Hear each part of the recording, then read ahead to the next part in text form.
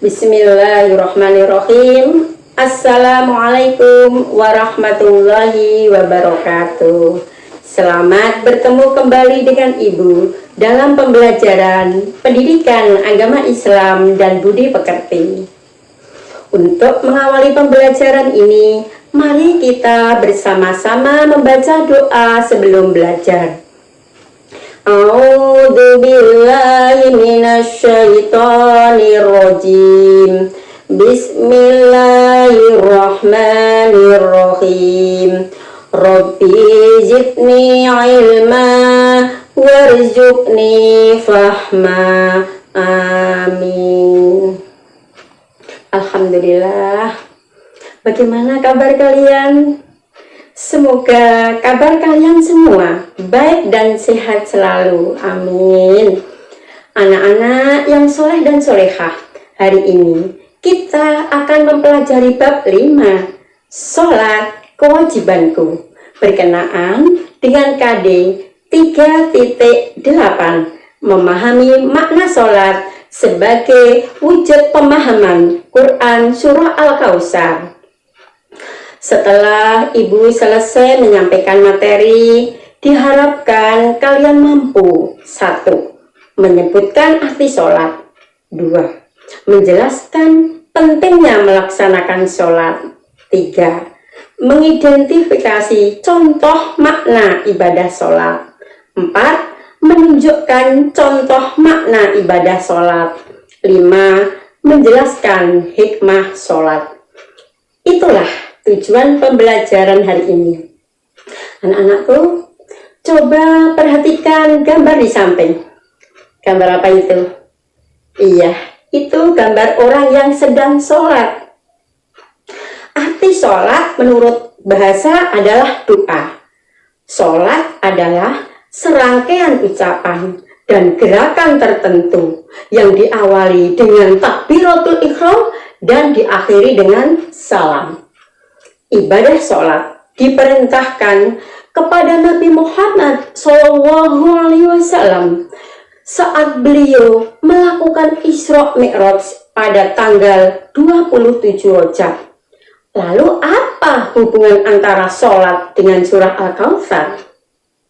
Hubungan antara sholat dengan surah Al-Kautsar itu adalah surah Al-Kautsar menjelaskan tentang makna sholat, yaitu pada ayat yang kedua.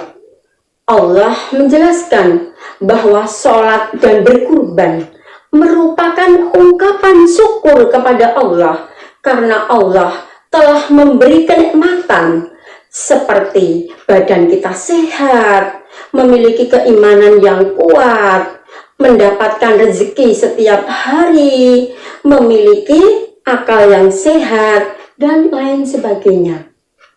Nah, sholat fardu terdiri 5 waktu, yaitu subuh 2 rakaat, zuhur 4 rakaat, asar 4 rakaat, maghrib 3 rakaat, isya 4 rakaat. Jadi semua jumlahnya ada 17 rakaat. Sholat sebagai tiang agama. Mengapa?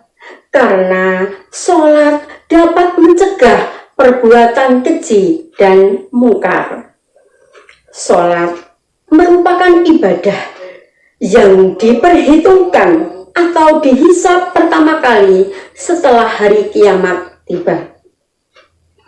Jika seseorang melaksanakan sholat, berarti menyembah Allah Subhanahu wa Ta'ala, berdoa, memohon ampunan, dan bersyukur kepada Allah.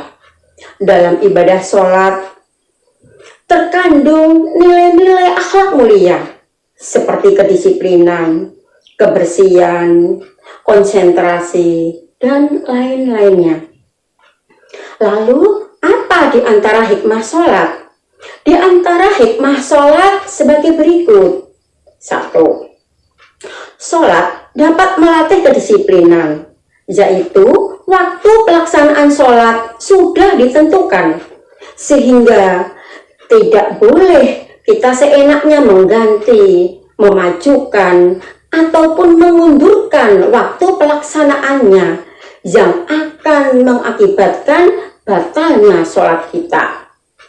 Hal ini melatih kita untuk disiplin dan sekaligus menghargai waktu. 2. Sholat dapat melatih hidup bersih. Karena sebelum sholat dianjurkan untuk berwudu dan memperhatikan kebersihan badan, pakaian, maupun tempat sholat. 3. Sholat dapat melatih konsentrasi, yaitu sholat itu melibatkan aktivitas lisan, badan, dan pikiran secara bersama-sama dalam rangka menghadap Allah. Ketika lisan mengucap Allahu Akbar, ya, maka secara serentak, ya, tangan diangkat ke atas sebagai lambang memuliakan dan membesarkan, dan bersamaan dalam pikiran ada niat akan sholat. Dengan demikian, pemusatan pikiran hanya kepada Allah dan tidak bercabang-cabang. 4. Sholat dapat menjadikan hidup damai, menyebarkan keselamatan, yaitu sholat diakhiri dengan salam, mendoakan orang-orang di sekitar kita diberi keselamatan dan keberkahan dari Allah Subhanahu wa Ta'ala. 5. Ibadah sholat dapat menumbuhkan sikap rendah hati, sebab dalam sholat setiap orang sama derajatnya. Artinya hidup harus rendah hati. Nah, ketika sholat kita harus memahami makna bacaan sholat. Caranya dengan memahami arti bacaan sholat, maka sholat kita akan menjadi khusyuk. Hati dan pikiran akan lebih fokus terhadap sholat yang sedang kita kerjakan. Bila kita memahami makna sholat, maka kita dapat menghindari perilaku tercela seperti suka mengungkit-ungkit pemberian, suka meremehkan teman, ingin menang sendiri, suka mencuri, suka meminta-minta, dan lain-lainnya. Adapun makna sholat yang perlu diketahui antara lain: 1. Bentuk perwujudan ketaatan dari keimanan dan ketakwaan kita kepada Allah Subhanahu wa Ta'ala sebagai Sang Pencipta. 2. Sebagai penyelamat dan pembimbing umat dari perbuatan keji dan mungkar. 3. Akan membawa manusia ke jalan yang lurus, jalan keselamatan, dan jalan yang diridhoi Allah. 4. Sebagai benteng pertahanan dari perbuatan yang tidak terpuji dalam kehidupan sehari-hari. Ingatlah anak-anakku, ibadah sholat memiliki beberapa keutamaan. Di antaranya, sholat adalah rukun Islam yang kedua setelah syahadat. Ibadah sholat diwajibkan atas muslimin dan muslimat yang perintahnya disampaikan oleh Allah secara langsung.